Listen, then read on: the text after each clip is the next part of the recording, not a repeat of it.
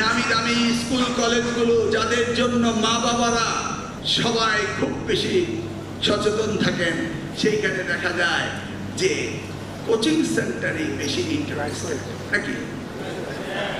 সেই জন্য coaching centre আগামী দিনে আস্তে আস্তে 100% বন্ধ হতে হবে।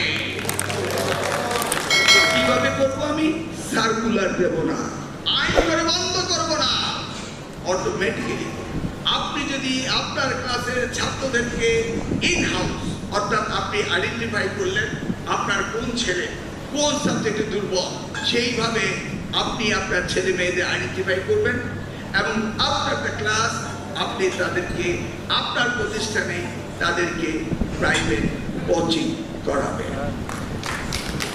ক্লিয়ার? এবং সেই জায়গায় আপনি তাকে এক্সট্রা চার্জ করতে পারেন এবং এই চার্জটা আপনারা সকলেই এবং দ্য টিচার্স উইল ওয়ার্ক আপনারা ডিস্ট্রিবিউশন করে নিতে পারেন।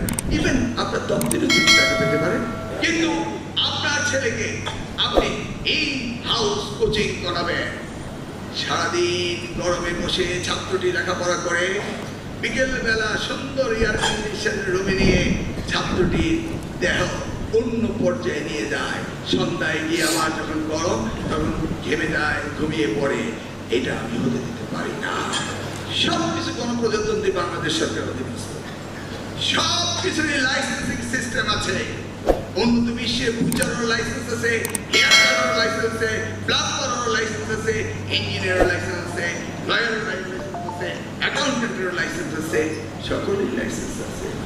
কিন্তু ব্যাংকের ছাতার মতো আপনি কোচিং সেন্টার করবেন আর গ্যারেজে বসে ইংলিশ মিডিয়াম কিন্ডারগার্টেন করবেন, এগুলো কি সরকারের অধীনস্থ আসতে হবে না? আস্তে আস্তে আসবে।